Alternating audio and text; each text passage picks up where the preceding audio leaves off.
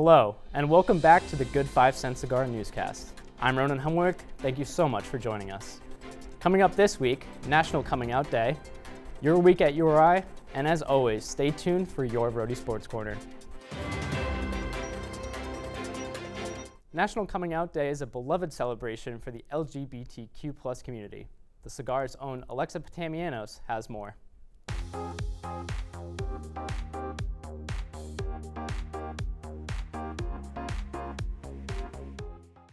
On Wednesday, October 11th, the Gender and Sexuality Center, along with other campus and community organizations, celebrated National Coming Out Day on the Quad.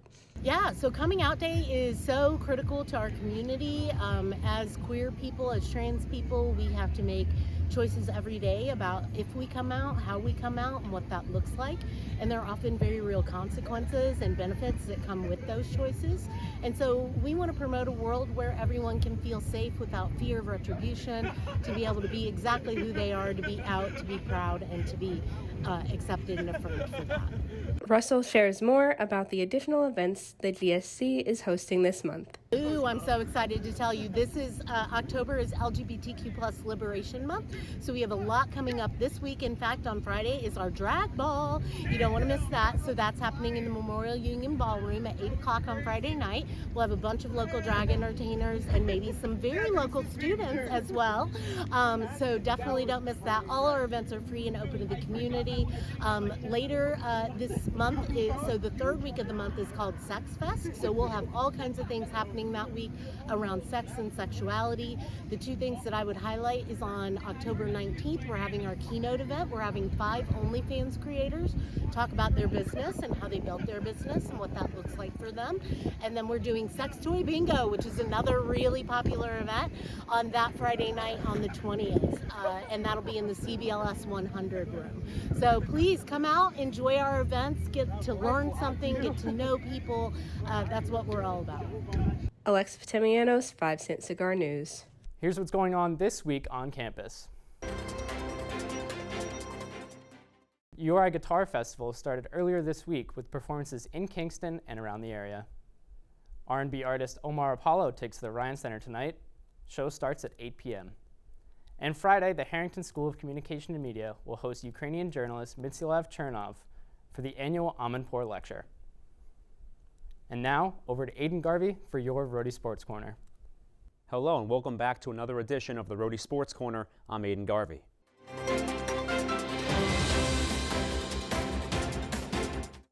Over the weekend, both the men's and women's basketball teams got a chance to showcase their new rosters to the fans here in Kingston at the homecoming Hoopfest. I got a chance to speak with both coaches and see what players to watch out for come November. We're still a couple of weeks out from basketball season here at the University of Rhode Island, but Rhody fans got a sneak peek of both the men's and women's hoops team at the homecoming Hoopfest on Friday night.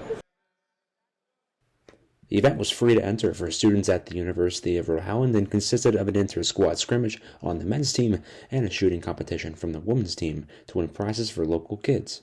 Tammy Reese addressed the media on her thoughts of her 2023 squad. Really excited about the team you're going to meet tonight, the new faces. We have an onslaught of new faces at the guard position. Much different than last year.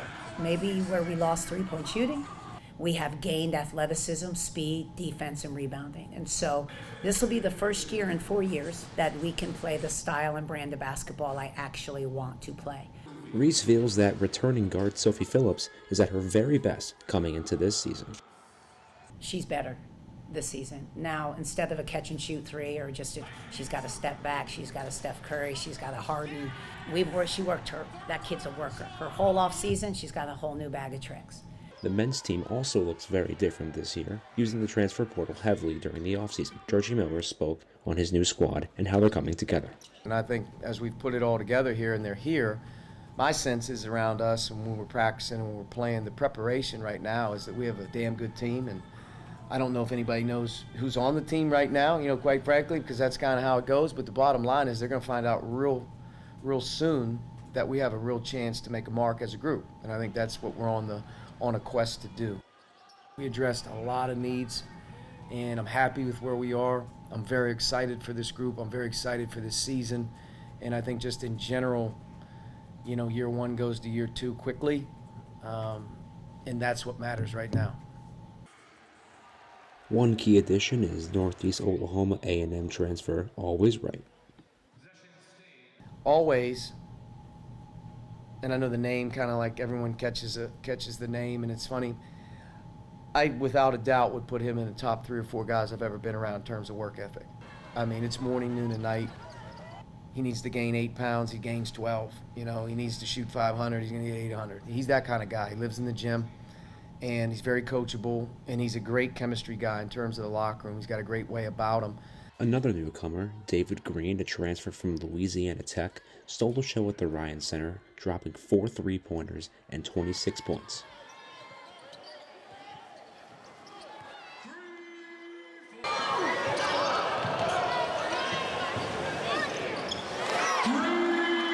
Working around the players still remaining from last year, Miller discussed his strategy in the transfer portal this past spring. Is it a fit? Can they play the way we want to play? Do they love the game? You know, at the end of the day, you know, do they fill the needs that we don't have? You know, I think that's partly, the recipe of building a program is starting to build it with the style components and the character components. The white team topped the blue team 77-70 in the scrimmage and left the fans in attendance at the Ryan Center saying this key phrase. Let's go, Rhody! For Cigar Sports from the Ryan Center, I'm Aidan Garvey, signing off. Football hosted Richmond in the annual homecoming game on Saturday afternoon in front of a near sold-out crowd. Peter Gigliotti has the story. But what a crazy game, crazy game. I mean, it was an ugly game, and that's not just on us. After securing the Governor's Cup in their victory against Brown last week, URI football returned to Kingston. The Rams faced off against the Richmond Spiders on homecoming weekend, looking to add another game to their win streak. Rhody went down early after Richmond capitalized off of a Kasim Hill interception, leading 7-0 in the early stages of this contest. The Rams were quick to get back on track, marching down to the Richmond 32-yard line, and despite facing a 4th and 18, head coach Jim Fleming had no fear when he dialed up this play, tying the game at 7 apiece.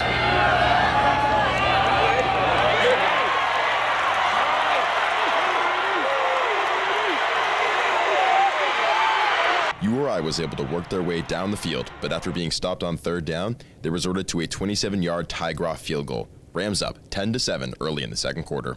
The Rams would have flashes of productivity through the next few quarters. 2 interceptions and a sack from the defense and promising drives from the offense, but a combination of penalties, sacks, and injuries left Rhody fighting from behind. They were crucial. They were crucial penalties or non-penalties. That's the way I look at it.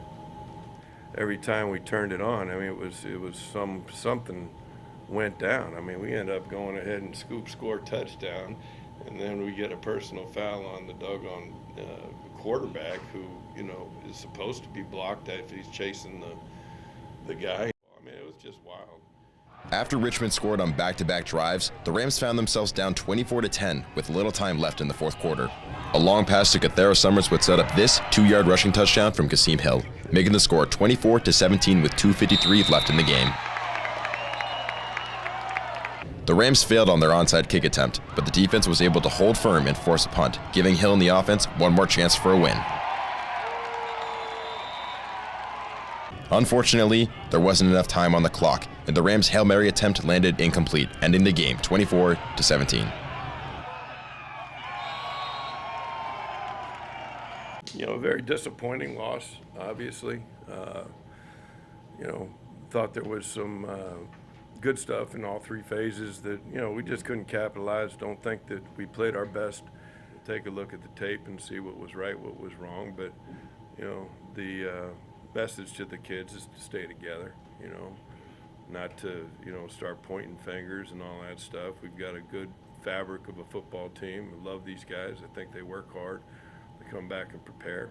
You know, we'll try to win the next one. That's really all you can do. The Rams fall to 4-3 on the season and currently sit at 2-2 in conference play. They look to win big on the road next week against fellow CAA opponent Albany before returning home to face off against the University of New Hampshire. From inside Meade Stadium, I'm Peter Gigliotti with the Rhody Sports Corner. The men's soccer team hosted VCU on Saturday night. Our very own Zack Petrick was there to give us a recap of the Battle of the Rams.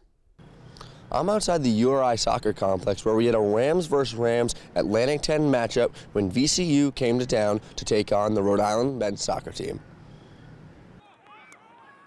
After a scoreless first half, VCU struck first after a goal from Damian Gallegos. This was Gallegos' second goal of the year and assisted by Jonathan Kongwa. Rhode Island looked to equalize and did in the 83rd minute, a fifth goal on the year from Brandon Birmingham. Birmingham and head coach Gareth Elliott had a few comments on the goal and Birmingham's form since returning from injury. I feel good. Obviously I was coming back after an injury for 2 months with respect to my ankle, so I'm happy to be back. The result tonight though was a bit of a shame. No, Burmo's been struggling with injuries early on in the year. It's maybe 4 in the last 3 or something like that, so he's starting to find a little bit of a rhythm. The tie didn't last long as VCU's Papa Torre found the back of the net in the 88th minute.